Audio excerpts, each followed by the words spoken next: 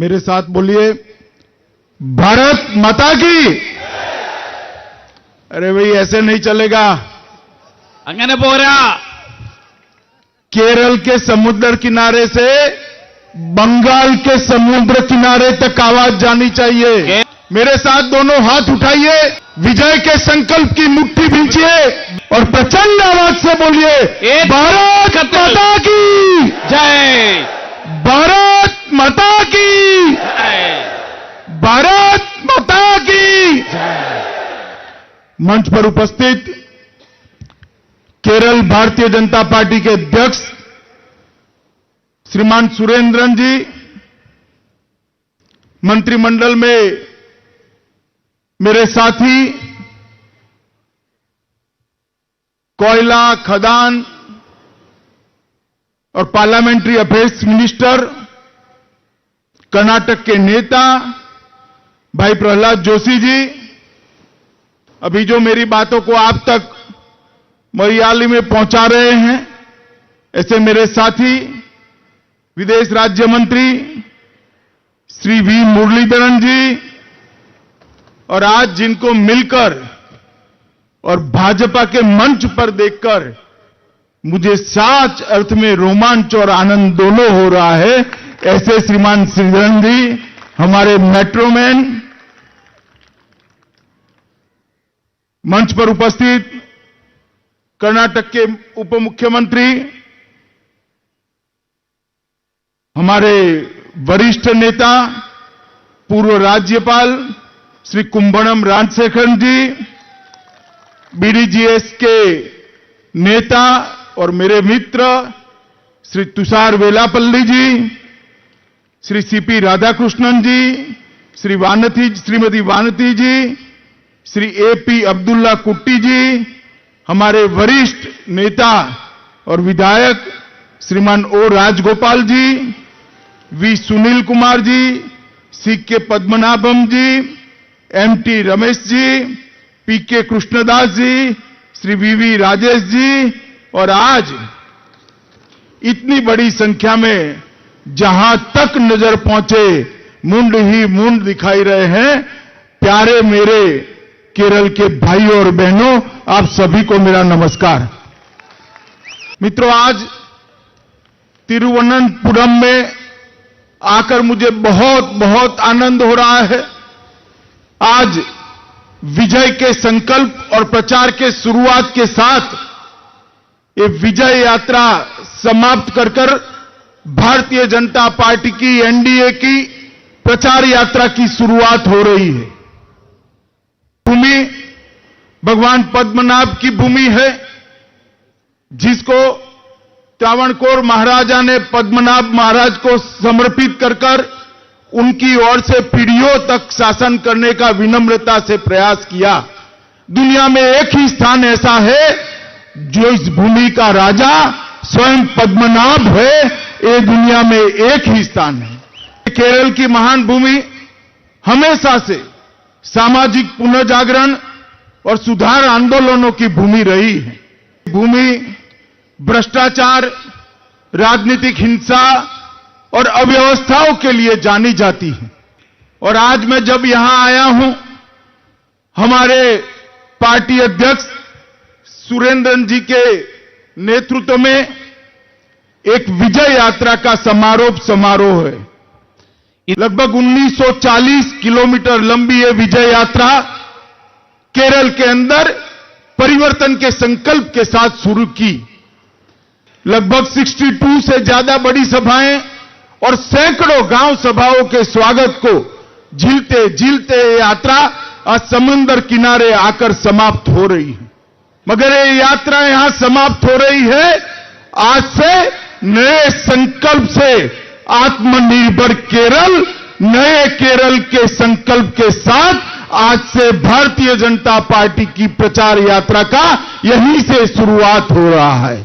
मित्रों, ये यात्रा के दौरान मेट्रोमैन ई श्रीधरन, उच्च न्यायालय के पूर्व न्यायाधीश पीएन रविंद्रन, मलपुरम के भूतपूर्व अध्यक्ष बाबू रजाक, ढेर सारे गणमान्य लोग पार्टी में शामिल हुए हैं।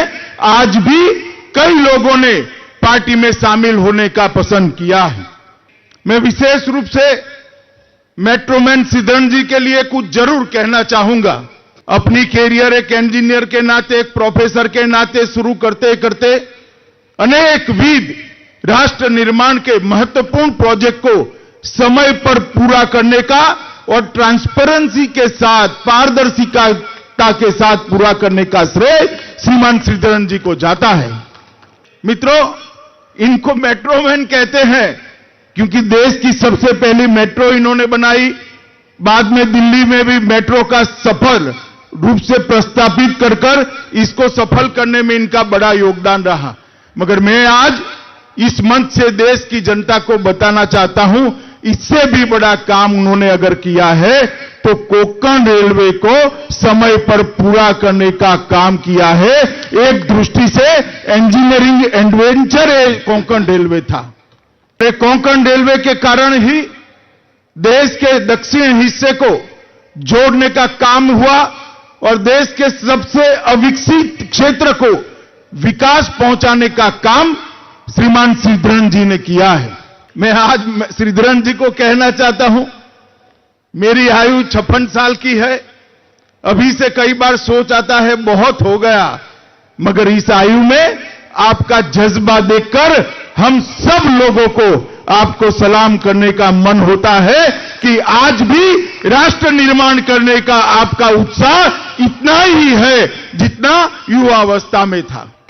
इंफ्रास्ट्रक्चर निर्माण करने वाले मेट्रोमैन भारत निर्माण करने के लिए भारतीय जनता पार्टी को अपना माध्यम चुना है, इसका हम सबको आनंद है।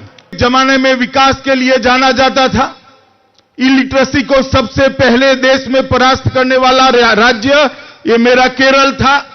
पर्यटन को इंडस्ट्री के रूप में प्रस्तावित करने वाला देश का सबसे पहला राज्य ये मेरा केरल था। और आज ये Kerala LDF, UDF, UDF, LDF, LDF, UDF, बारी बारी ये सत्ता के चक्कर में राजनीतिक हिंसा और भ्रष्टाचार का अखाड़ा बन गया। मित्रों, एलडीएफ और यूडीएफ में एक हेल्थी कंपटीशन है, केरल को आगे बढ़ाने की नहीं, भ्रष्टाचार करने की। यूडीएफ आता है तो सोलर स्कैम करता है और एलडीएफ आता है तो डॉलर गोल्ड स्कैम करता है।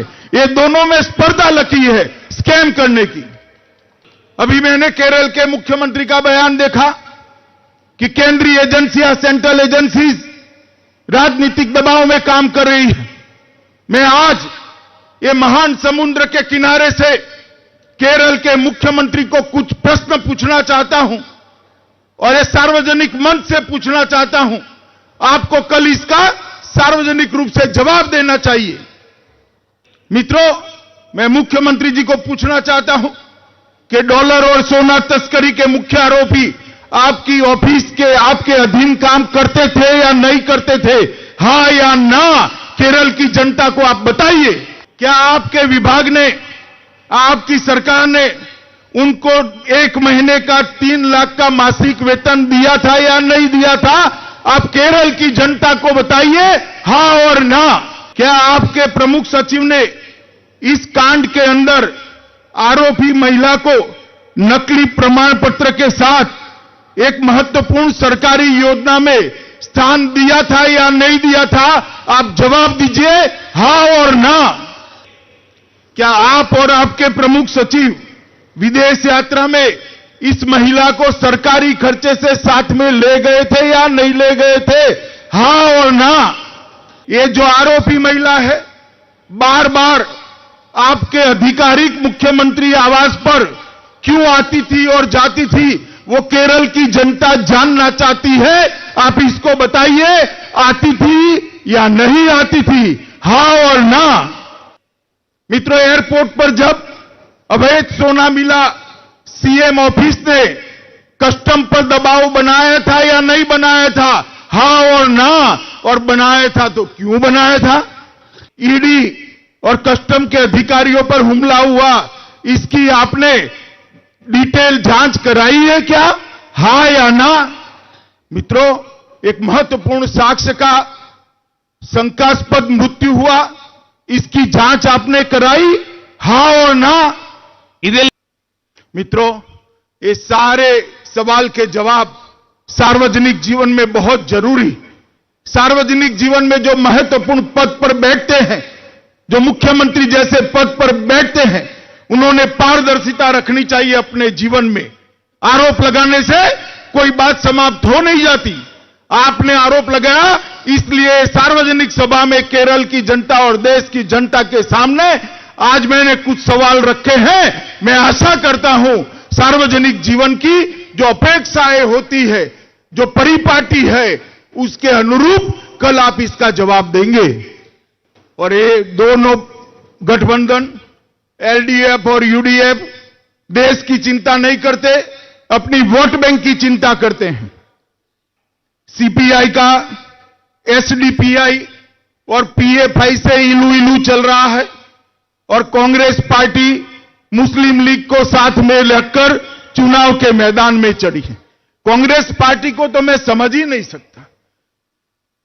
बंगाल के अंदर कम्युनिस्ट पार्टी के खिलाफ लड़ रहे, यहां पर केरल में कम्युनिस्ट पार्टी के खिलाफ लड़ रहे हैं और बंगाल के अंदर कम्युनिस्ट पार्टी के साथ हमारे खिलाफ लड़ रहे हैं। यहां पर मुस्लिम लीग को आपने साथी बनाया है, बंगाल के अंदर फुरफुरा शरीफ को साथी बनाया है और महाराष्ट्र में शिवसेना को साथी बनाया है। भैया, आपकी दिशा क्या है? जब एक कम्युनिस्ट पार्टी की सरकार अयप्पा के श्रद्धालुओं पर अत्याचार कर रही थी, तब कांग्रेस चुप बैठी थी। भारतीय जनता पार्टी और एनडीए मानते हैं कि सबरीमाला का मंदिर और उसका प्रशासन इसके श्रद्धालुओं के हाथ में होना चाहिए, इसमें सत्ता की कोई दखल नहीं होनी चाहिए। मित्रों, मोदी जी के नेतृत्व में पूरा देश विकास के रास्ते पर चढ़ पड़ा। देश की सीमाओं को मोदी जी ने सुरक्षित किया है। देश के अंदर आर्थिक डिसिप्लिन, फाइनेंशियल डिसिप्लिन लाने का काम नरेंद्र मोदी सरकार ने किया है। मित्रों, नरेंद्र मोदी सरकार ने 70 साल से वंचित रहे गरीबों के जीवन में बहुत परिवर्तन लाया है। उनके जीवन स्तर को उठाने के लिए एक सफल प्रयास किया है। 70 साल के बाद पहली बार नरेंद्र मोदी सरकार ने 13 करोड़ माताओं बहनों के घर में गैस का सिलेंडर पहुंचाया है। 2.5 करोड़ से ज्यादा गरीबों को घर देने का काम किया है और हर गरीब के घर में बिजली पहुंचाने का काम भारतीय जनता पार्टी की नरेंद्र मोदी सरकार ने किया है। मित्रों, नरेंद्र मोदी सरकार ने एक साथ कई प्रकार के इंफ्रास्ट्रक्चर के प्रोजेक्ट हाथ में लिए हैं। चाहे गांव हो या शहर हो, चाहे खेत खलियान हो, चाहे उद्योग हो, चहुमुखी विकास का एक नया मॉडल नरेंद्र मोदी सरकार ने दुनिया के सामने प्रस्तुत किया है। स्टार्टअप पॉलिसी में बदलाव कर देश को युवाओं को विश्व के युवाओं के साथ स्पर्धा करने का एक अच्छा प्लेटफॉर्म देने का काम नरेंद्र मोदी सरकार ने किया है। आत्मनिर्भर भारत का नारा देकर इसके अनुरूप नीतियां, पॉलिसियां बनाकर भारत को $5 ट्रिलियन की इकोनॉमी बनाने की दिशा में मोदी जी ने काफी लंबी मजल काटी है।